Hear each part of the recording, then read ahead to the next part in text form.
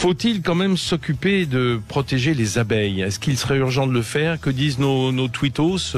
Chère Éléonore, tout à l'heure, c'était plus de 97% disaient oui. Hein. Je pense qu'il faudrait... Là, on est à 98, donc a priori... Ouais. Il y en a encore un qui est venu en plus renforcer le rang des protecteurs des abeilles. C'est pas une mauvaise chose quand on sait que les abeilles, c'est important pour la biodiversité et pas seulement pour l'agriculture aussi. On va en parler tout de suite.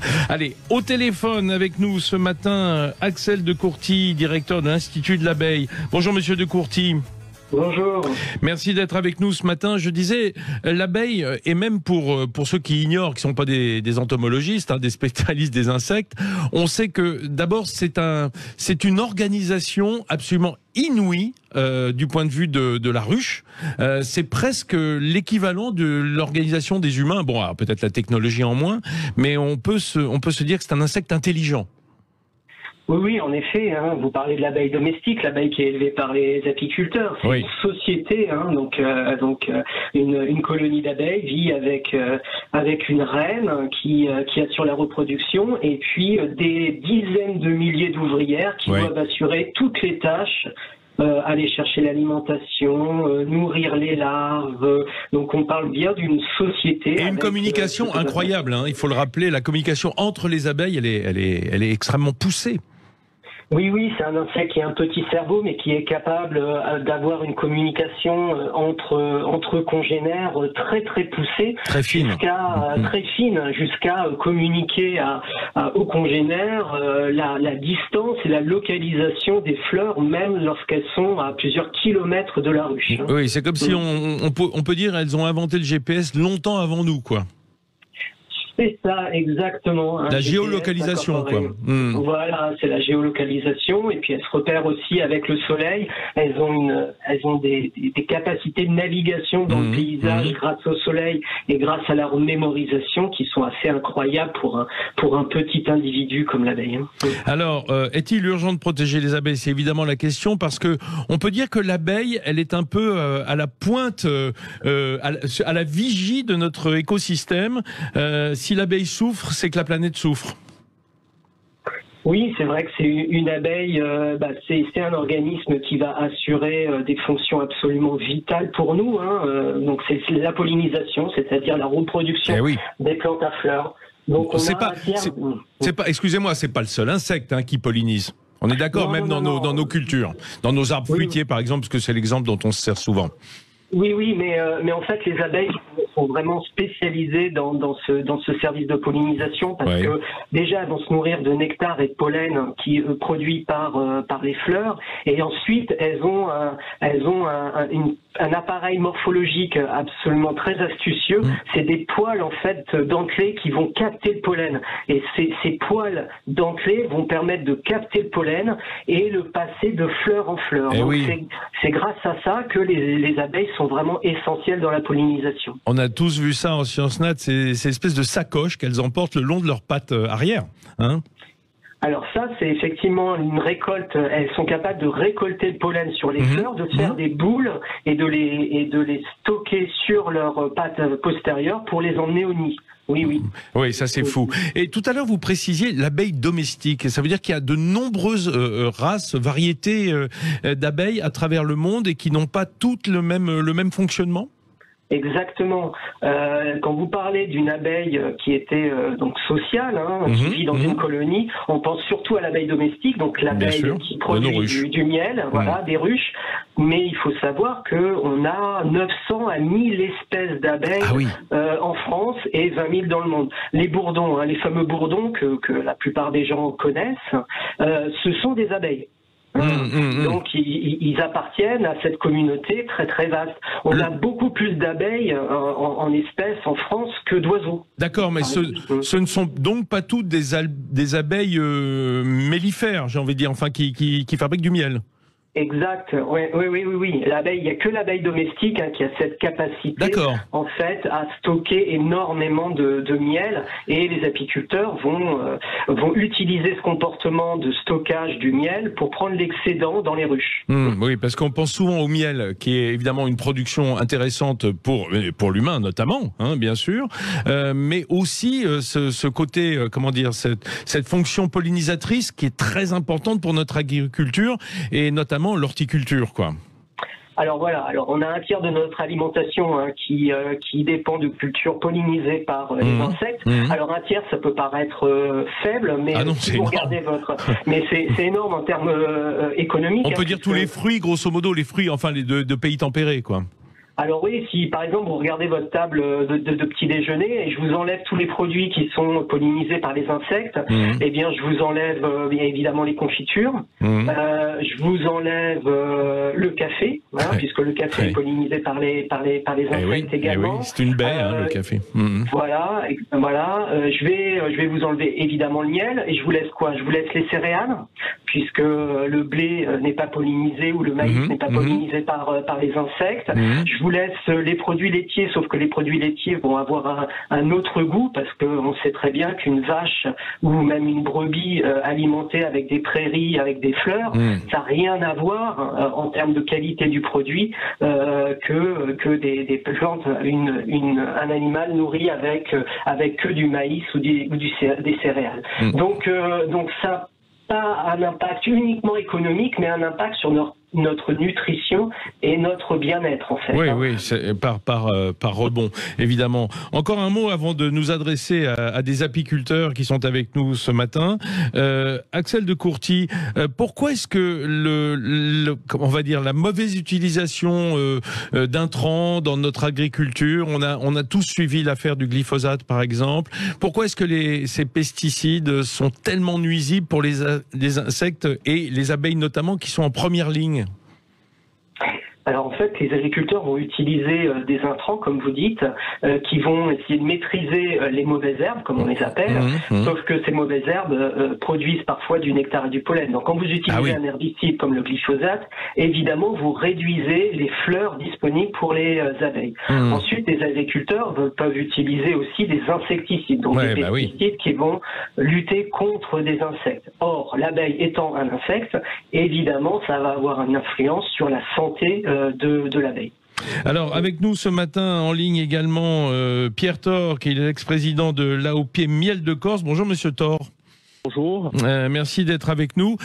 Vous avez senti, vous, au cours, puisque vous êtes évidemment apiculteur vous-même en Corse du Sud, avec votre fils maintenant qui vous aide, est-ce que vous avez senti une transformation pendant les 30 dernières années, on va dire, ou les 20 dernières années on va dire du travail de l'apiculteur à cause de cela?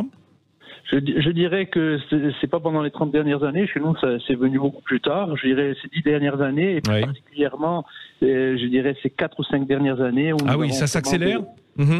Nous, enfin du moins en Corse du Sud, on n'a pas de problème avec les pesticides. Mais aujourd'hui, on pense avoir un problème qui est très très grave, c'est avec le dérèglement climatique. Ah oui, voilà. Les conditions climatiques, parce qu'évidemment la pluie est catastrophique par exemple. Oui, elle est catastrophique. Non, chez nous non. Chez vous êtes moins touché, c'est vrai. Vous c'est plutôt un bienfait. Quand il pleut au bon moment, il n'y a pas de souci. Le souci qu'on a, c'est que par exemple en hiver, nous avons des températures relativement élevées. Donc les fleurs vont commencer à fleurir très tôt et ensuite au printemps, là où il faudrait qu'on ait du beau temps, il va pleuvoir ou il va faire froid comme cette année. Cette année on s'est pris quand même 1 mois et demi de froid du 5 avril jusqu'à la mi-mai. Ça gelait dans le maquis, quoi, on peut dire. Un petit peu gelé, mais il n'y a pas que ça. On a des phénomènes de vent. Je dirais qu'avant, nous on est dans le golfe d'Ajaccio, je dirais, on n'avait pas tous ces vents et ces températures qui ne vont pas. Et on a énormément de fleurs, mais paradoxalement, on n'a pas de production de nectar. Et l'année dernière, au printemps, il faut savoir que nous, dans la vallée de la Gravone, on n'a carrément pas fait de miel de printemps ni de maquis de printemps, qui sont quand même, surtout le maquis de printemps, un des miels phares de l'île de Beauté. Un miel marquant, effectivement, de la production de l'île de Beauté, comme vous le dites. Voilà. Alors, avec nous également Dominique Sénat, le vice-président de l'UNAF, l'Union nationale de l'apiculture française. Bonjour, monsieur Sénat. Bonjour, monsieur. Écoutez, je vais vous interroger tout de suite après la page de pub que l'on va tourner immédiatement. Restez avec nous parce qu'on veut en savoir un peu plus sur la façon dont on peut peut-être protéger ou en tout cas s'occuper des abeilles à notre petit niveau. Allez, à tout de suite. Sud Radio, les routes de l'été, 10h midi, Vincent Ferniaud. Sur les routes de l'été, on se pose des questions, les questions d'été. Ce matin, est-il urgent de protéger les abeilles? Je crois qu'il y a un large consensus de nos tweetos, puisque c'est pratiquement, c'est pas loin du 100%. Oui, on est toujours à 97% de gens qui pensent qu'il faut évidemment protéger les abeilles. Mais il faudrait être fou pour penser le contraire, ou alors c'est vraiment ceux qui sont indifférents aux abeilles, ou qui se sont trop fait piquer peut-être en passant près des ruches. Ce matin avec nous, Axel de Courtier, qui est directeur de l'Institut de l'abeille, responsable de l'unité protection des abeilles dans l'environnement du côté d'Avignon, à Avignon même. Pierre Thor, qui est l'ancien président de l'AOP Miel de Corse. Comme ça, on apprend qu'il y a une appellation d'origine protégée, c'est bien. Apiculture en Corse du Sud, donc il l'a dit dans la baie d'Ajaccio, enfin en tout cas derrière. Dominique Sénat, également avec nous, vice-président de l'UNAF, l'Union nationale de l'apiculture française. Bonjour, monsieur Sénat. Vous entendiez tout à l'heure, alors avant de parler du problème juste, je veux dire, ciblé sur l'apiculture, qui est un vrai problème aussi. On va se poser la question de savoir comment on peut les aider, nos amis apiculteurs. Axel de Courtier, qu'on entendait vanter en fait les qualités exceptionnelles de l'abeille comme insecte, auteur du livre Les abeilles, des ouvrières agricoles à protéger. Vous avez ce sentiment que c'est une réelle ouvrière agricole, cette abeille, enfin qu'elle est au service quand même, sans le vouloir, de notre agriculture? En fait, tout ce qui a été dit depuis tout à l'heure, je ne peux qu'abonder, puisque je vais vous citer simplement un chiffre. Une ruche au quotidien, quand la saison est belle, quand la ruche est développée, c'est 20 millions de fleurs visitables, donc pollinisables par jour. Ah, c'est fou, 20 millions de fleurs par jour. Quel beau bouquet. Simplement ce chiffre. Et depuis un peu plus de 20 ans en France, nous sommes sur le déclin de nos ruches, c'est-à-dire qu'aujourd'hui, on est à peu près à 30-35% de mortalité ou dysfonctionnement par an.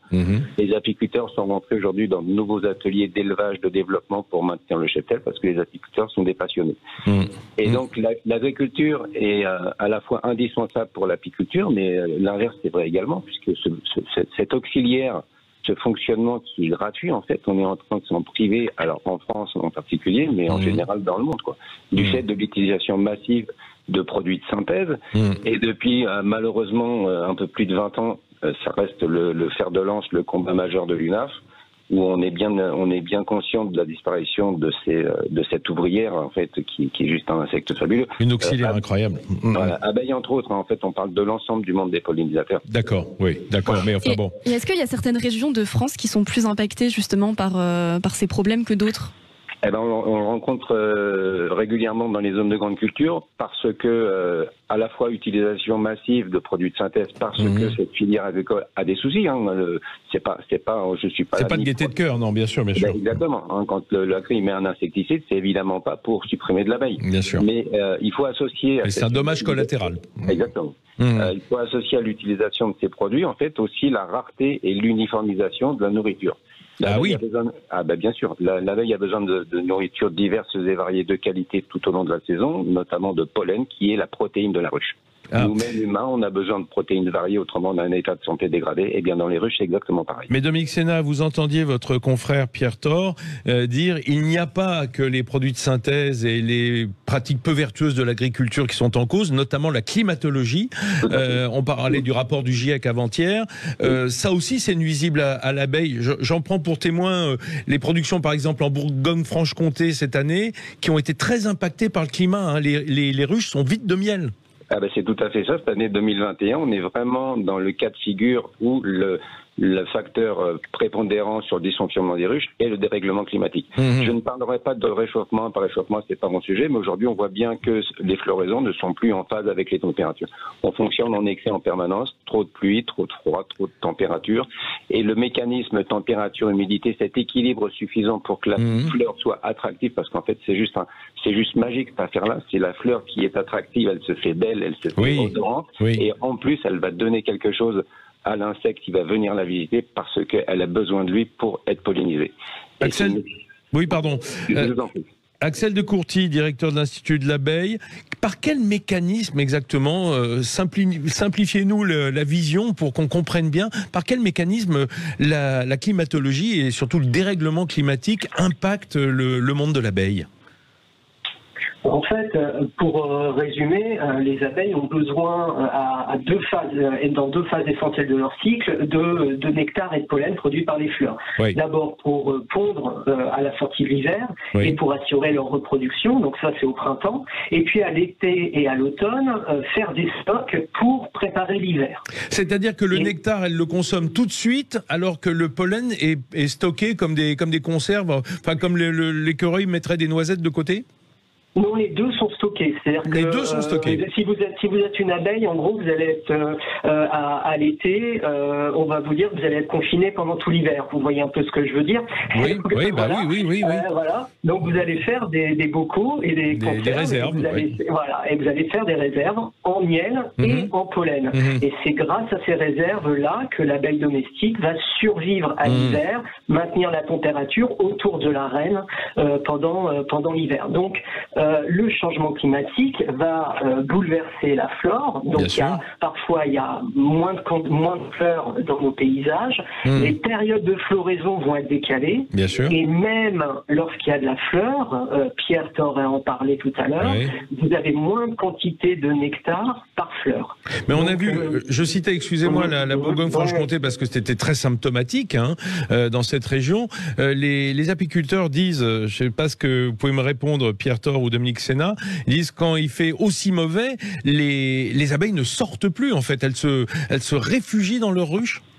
Oui. Donc, Dominique Sénat. Les abeilles ont par instinct à maintenir une température suffisante sur la zone de pente, c'est-à-dire 35 degrés. Ah d'accord. Voilà, donc si la période est défavorable, eh bien elles vont privilégier le maintien de cette température sur cette zone d'élevage. En s'agitant, simplement, en faisant un effort musculaire qui produit de la chaleur, en quelque sorte. Tout à fait. Nous avons un réflexe qui s'appelle le frisson pour maintenir notre température corporelle. Eh bien, les abeilles, elles le provoquent. Ah, eh bien, voilà, tant que cette température extérieure n'est pas suffisante, les abeilles vont maintenir la température sur la zone de pente, mais le mécanisme mis en place pour la production de nectar n'existant pas, les abeilles n'ont pas d'intérêt à sortir. Alors, Pierre Thor, vous qui êtes apiculteur en AOP Corse, dites-moi, comment est-ce qu'on peut aider l'apiculture française? Alors, on dirait, normalement, le premier geste, c'est de manger du miel, et du miel de France, du miel produit, et notamment ces miels d'appellation. Mais quand il n'y en a pas de miel, quel geste peut-on faire, nous, à notre petit niveau d'usager, pour aider les abeilles? Écoutez, moi, je ne sais pas trop quel geste on pourrait faire. Les gens, les consommateurs pourraient faire déjà quand même de consommer le miel français, parce qu'il y en a toujours un petit peu, même si par exemple nous en Corse on a quand même divisé nos productions par 3 cette année. Bah oui. Mais vous trouvez dans des années même normales tout le miel est vendu? Les débouchés sont suffisants? Là, avec le Covid, je dirais, nous jusqu'à il y a 3 ans, il y avait une grosse consommation de miel corse, il n'y en avait pratiquement pas assez. Et paradoxalement, les productions sont en chute libre, je dirais, et en même temps, il n'y a pas vraiment la vente comme elle était il y a 3 ans. Alors, c'est sûr, le prix du miel a monté, particulièrement chez nous, mais voilà, il faudrait que le consommateur continue quand même à nous soutenir, parce qu'aujourd'hui, si toute personne, je veux dire, un salarié, on lui divisait son revenu par 3, bien sûr. Je vois pas comment il pourrait vivre. Nous, même si on nous a divisé, si on a une perte de revenus, on n'a pas compensé totalement par l'augmentation du prix du miel. Maintenant, je voudrais dire aussi que les pouvoirs publics, un jour ou l'autre, il va bien falloir qu'ils se penchent sur la problématique. Comment va-t-on faire je parlerai même que de la Corse. Comment va-t-on faire pour continuer à avoir des abeilles en Corse? Parce que si demain l'apiculture est en faillite, je vois pas comment on va continuer à élever des abeilles. Oui, c'est pas le seul secteur, bien sûr. Il y aura quelques personnes qui auront quelques ruches au fond du jardin, mais c'est tout. Hein. Moi, je sais que en ce moment, le moral n'y est pas trop, quoi. Ah non, j'imagine bien. Axel de Courty, quel est le geste que l'on peut faire? Est-ce que, je veux dire, est-ce que manger bio, par exemple, promouvoir l'agriculture bio à notre petit niveau, c'est important? Est-ce qu'il faut planter des fleurs dans son jardin? Tous les gens qui ont une petite parcelle, planter des fleurs pour donner à manger aux abeilles. Qu'est-ce qu'on peut faire à notre niveau? Bon, plusieurs choses. Hein. Il faut lutter contre la banalisation des paysages. Hein. Globalement, oui. il faut effectivement tout ce qui est flore est forcément bénéfique pour les abeilles. Donc, il faut une régularité de la ressource nectar-pollen dans les paysages. Pierre Thor vient d'en parler. Hein. Le problème en 2021, ça va être la production de miel aussi en France. C'est-à-dire que, vu comment on est parti, on risque l'année prochaine d'avoir 3 fois plus de miel à consommer qui vient de l'étranger que de miel produit en France. D'autant que la survie du cheptel, comme tout animal domestique, il est lié directement à la production de miel. Hein. Ces abeilles domestiques, elles survivent aussi parce qu'elles travaillent en symbiose avec les humains. Oui, c'est ça, exactement. Hein, comme l'a expliqué Pierre Thor aussi, si l'apiculteur n'élève pas l'abeille domestique, eh bien l'abeille ne peut pas survivre. Hein. Malheureusement, l'abeille domestique a aussi des cortèges de maladies et de prédateurs, donc elle a besoin de l'apiculteur pour la protéger. On avait parlé à un moment du frelon asiatique, qui était préjudiciable, je crois, à la vie de nos abeilles domestiques. Oui, le frelon est arrivé au début des années 2000 et impacte. Donc c'est un frelon qui prend l'abeille domestique, les ruchers, comme un garde-manger. Hein. Donc ils vont prélever. Il mange les larves ou il mange directement les ouvrières? Non, il capture les butineuses qui rentrent à la ruche. Et en fait, bon alors c'est pas tant les abeilles capturées qui posent problème, c'est que l'abeille domestique, elle est pas folle, elle voit bien qu'il y a un prédateur à la sortie de la ruche. Plus. Donc elle arrête de sortir. Et elle arrête de sortir à un moment où elle doit faire les stocks alimentaires pour l'hiver. Donc elle va affecter la survie, elle va réduire la chance de survivre à l'hiver parce qu'elle n'a pas assez de stock. Et est-ce que les apiculteurs ont réussi à juguler cette menace du frelon asiatique ou pas? Alors on a fait à l'Institut de l'abeille une vaste étude de 2016 à 2019 sur l'efficacité du piégeage au printemps contre ce frelon asiatique, et on a montré que si jamais on piège avec des pièges sélectifs le frelon asiatique au printemps, et ça sur plusieurs années de suite, on arrive à réduire la quantité de nids autour des ruchers. Ah, écoutez, bonne nouvelle, effectivement. Pierre, Dominique Sénat, vous qui êtes vice-président de l'UNAF, je le rappelle, l'Union nationale d'apiculture française, est-ce que vous avez des plans de bataille pour l'avenir, ou est-ce que vous êtes un peu, je dirais que dans l'attente que la nature reprenne ses droits? Qu'est-ce que vous imaginez, vous, en tant qu'apiculteur? Alors, en plan de bataille, vous citez 97% de vos auditeurs qui sont favorables à la protection de l'abeille. Eh bien, mais comment le faire? Mais justement, ce qui est très intéressant, ça veut dire qu'aujourd'hui, l'opinion publique est sensibilisée. C'est-à-dire que l'action d'achat de miel français, à la fois, c'est un produit français, mais à la fois un acte de maintien de l'apiculture, c'est-à-dire de la pollinisation, par le biais des ruches. Ça, c'est très intéressant. Le deuxième point, les collectivités locales aujourd'hui sont rentrées dans des démarches beaucoup plus saines, c'est-à-dire qu'il y a des réflexions qui sont menées à la fois sur l'interdiction des produits utilisés dans les lieux publics, mais aussi la façon de gérer l'environnement. Aujourd'hui, l'axe principal de nos actions à l'UNAF sont orientés vers notre ministère de tutelle, qui ne nous entend pas, ministère de l'Agriculture, à la fois sur la révision du plan pollinisateur et à la fois sur la révision de l'arrêté abeille qui date de 2003, qui est censé protéger en fait l'ensemble des apiculteurs. Mais on se rend bien compte que tout ça, en fait, c'est une raquette bourrée de trous où il y a des possibilités de dérogation à n'en plus finir. C'est-à-dire que depuis 2013, on n'avance pas sur le sujet. On devait réduire des tas de produits utilisés. On est en 2021 et l'échéance aujourd'hui, elle est à 2025. Donc, ce qui serait quand même intéressant, ça serait un moment de faire le recensement des pratiques et des initiatives existantes dans les territoires qui sont favorables aux pollinisateurs et l'étendre le plus possible. Nous, on demande simplement à notre ministère de tutelle de prendre en compte la demande des apiculteurs, qui est aujourd'hui une filière qui est délaissée, parce que on n'a pas, enfin, ou certaines personnes ne prennent pas notion, en fait, de l'importance du rôle de cette auxiliaire qu'est l'abeille. Oui, de cette symbiose entre les humains et les abeilles. Hein. Voilà, parce que quand on fait du mal aux abeilles, on se fait du mal à soi-même. C'est ce que vous voulez dire.